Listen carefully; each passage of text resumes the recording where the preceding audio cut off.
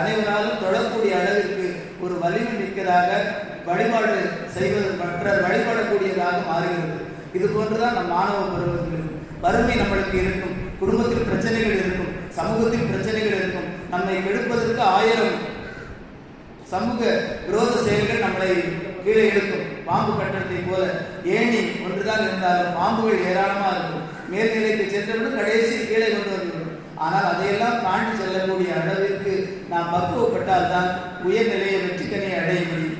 உங்களை பார்க்கும்போது நீங்கள் ஒரு மருத்துவராகவோ அல்லது ஒரு பொறியியலாளராகவோ ஒரு அரசியல்வாதியாகவோ அல்லது ஒரு வழக்கறிஞராகவோ இருந்தால் மட்டும் பெருமை கிடையாது.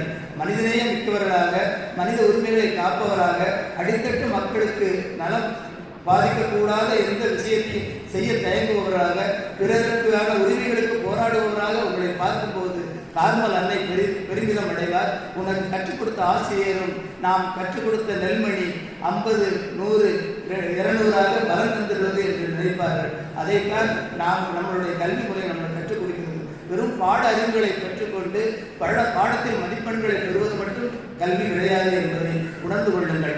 முக்கியமாக நான் கேட்கக்கூடியது, என்னுடைய வகுப்புகளில் நாம் சொல்லக்கூடியது, கேள்வி கேட்டு பழகுங்கள் என்பதுதான். கேள்வி கேட்பதுதான் அறிவின் தொடக்கம். கேள்வி கேட்பதுதான் சமூக மாற்றத்தின் அடையாளம்.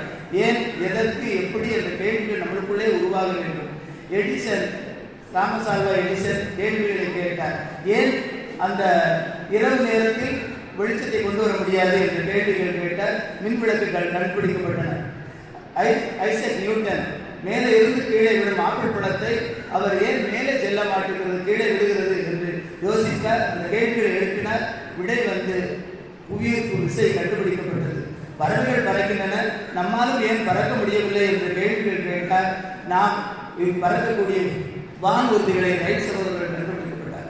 ஒவ்வொரு விஞ்ஞானிகளுக்கு அடிப்படையில் கேள்விகள் தான். இந்த கேள்விகள் எப்படி உருவாகும்? வாசிப்பதனால் தான் உருவாகிறது.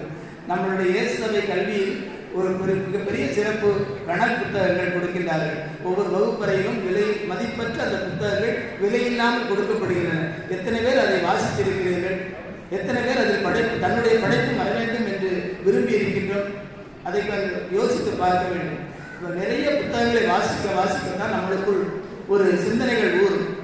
வெள்ளத்தனைய மணற்கீட்டம் சொல்லுவாங்களா, மணற்கேணியை போல தோண்ட தண்ணீர் ஊற்றுவதை போல நம் வயதுக்கு ஏற்ப அறிவு தாமரை மலர் நீர் மட்டத்துக்கு ஏற்ப தன்னுடைய கண்டை உயர்த்திக் கொள்வதற்கு போல நான் 6ஆம் வகுப்பில் இருந்து 12ஆம் வகுப்பு வரைக்குள் எவ்வாறு நான் என்னை உயர்த்தி இருக்கிறேன், எவ்வாறு என்னுடைய ஆளுமை பண்புகளை உயர்த்தி இருக்கிறேன் என்பதை நான் பார்ப்போம். இந்த மேடையில் பேசக்கூடிய ஒவ்வொருவருக்கும் பொன்னாடை கொடுத்துகிறது.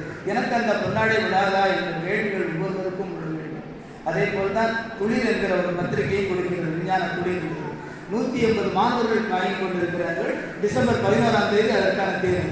அதில் அறிவியல் செய்திகள் அதிகமாக வருகின்றன. நீங்கள் பிற்காலத்தில் ஒரு தேர்வை, அரசு தேர்வை பயமின்றி எழுதுவதற்கு, கணிப்பொறி கோடி சீட்டில் எழுதுவதற்கான வாய்ப்புகளை அது உருவாக்கி இருக்கிறது.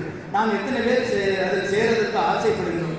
6 முதல் 12 வரைக்கும் படிக்கக்கூடிய அந்த துளிர் புத்தகங்கள் உங்களை மேல் வகுப்புக்கு செல்லும் போது ஒரு சிந்தனையாளராக, ஒரு ஆய்வாளராக உருவாகும். அத்தகைய ஆய்வாளராக நீங்கள் உருவாக வேண்டும் என்று கேட்டுக்கொண்டு, நிறைவாக நீங்கள் இருக்கக்கூடிய அந்த மண்ணை பாருங்கள், எவ்வளவு பொன் போன்றது. மேலே இருக்கக்கூடிய அந்த இலைகள் பூமியில் விழுந்து அது மக்கி போகிறது. ஆனால் நாம் பயன்படுத்தி கொண்டு வீசக்கூடிய நெகிழி குப்பைகள், ஜான்ட்ரிக் ஆக்சைடுடைய கருவிகள், இன்னும் வீசக்கூடிய பிளாஸ்டிக் குப்பைகள் எல்லாம் மக்கி போகின்றதா என்பதை யோசித்து பார்க்க வேண்டும். இன்றைக்கு கன்னியாகுமரி மாவட்டம் கேன்சர் அதிகமாக பாதிப்புக்குள்ள மாவட்டமாக இருக்கின்றது. அதில் நான் ஒரு காரணமாக இருக்கக்கூடாது. நாம் நெகிழிகளை பயன்படுத்துவதற்கு தப்பில்லை. ஆனால் அதை மறுசுழற்சி உட்படுத்துவதற்கு ஒவ்வொரு வகுப்பறையிலும் ஒரு மக்காத குப்பைகள் வீசக்கூடிய, சிவப்பு வண்ணம் பூசப்படக்கூடிய ஒரு குப்பை தொட்டி இருக்கின்றது. அதில் நாம் உண்மையான நெகிழி குப்பைகளை தான் போடுகிறோமா என்பதை யோசித்து பார்ப்போம். அதை தீயிட்டு கொடுக்கக்கூடாது என்பதையும், அதெல்லாம் தான் இந்த பருவகால மாற்றத்திற்கு ஒரு அடையாளமாக இருக்கின்றது. புவி வெப்பமடைவதற்கு ஒரு அடையாளமாக இருக்கின்றது. எனவே புவியை தெய்வமாக பூமா தேவி என்று கூறுவார்கள், தாய் மடி என்று கூறுவார்கள். அத்தகைய பூமியை நான் மாசுபடுத்தக்கூடாது. நான் வாழ்வது ஒரு 50 ஆண்டுகளிலிருந்து ஒரு 100 ஆண்டுகள் இருக்கலாம். ஆனால் எனக்கு முன்னால் ஒரு 5000, 10,000 ஆண்டுகளுக்கு முன்னால் வாழ்ந்து கொண்டிருக்கின்றார்கள். எனக்கு அப்புறமும் வாழ்ந்து கொண்டிருக்கின்றார்கள். எனவே இந்த பூமி எனக்கு சொந்தமில்லை, எனக்கு வருங்கால தலைமுறைக்கான சொந்தம். எனவே இதை நான் விட்டு செல்ல வேண்டும் என்று அதற்கான வளமான வாழ்க்கை அவர்களுக்கு விரைவாக உங்களுக்கு ஒரு இயற்கையான ஒரு பாடல், நாம் ஏற்கனவே நம் பல முறைகள் பாடியது தான், ஆனால் மீண்டும் ஒரு முறை நாம் அதை பாடிவிட்டு நிறைவு செய்கிறேன். இந்த உலகம் இனியது, நமது வாழ்வும் இனியது, நல்ல நீரும் நல்ல காற்றும் எல்லோருக்கும் உரியது. இந்த உலகம் இனியது, நமது வாழ்வும் இனியது, நல்ல நீரும் நல்ல காற்றும் எல்லோருக்கும் உரியது. நல்ல நீரின் தன்மையை நாசமாக்க நினைப்பதா, வீசும் காற்றின் தூய்மையை வீணாய் கெடுக்க முயல்வதா. நல்ல நீரின் தன்மையை நாசமாக்க நினைப்பதா, வீசும் காற்றின் தூய்மையை வீணாய் கெடுக்க முயல்வதா.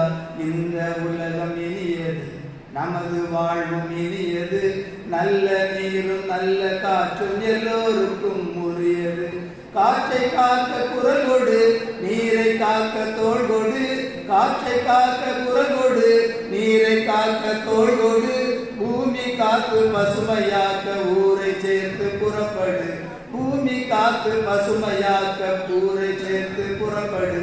இங்கே பாடல் பார்ப்போம். இந்த உலகம் இனியது,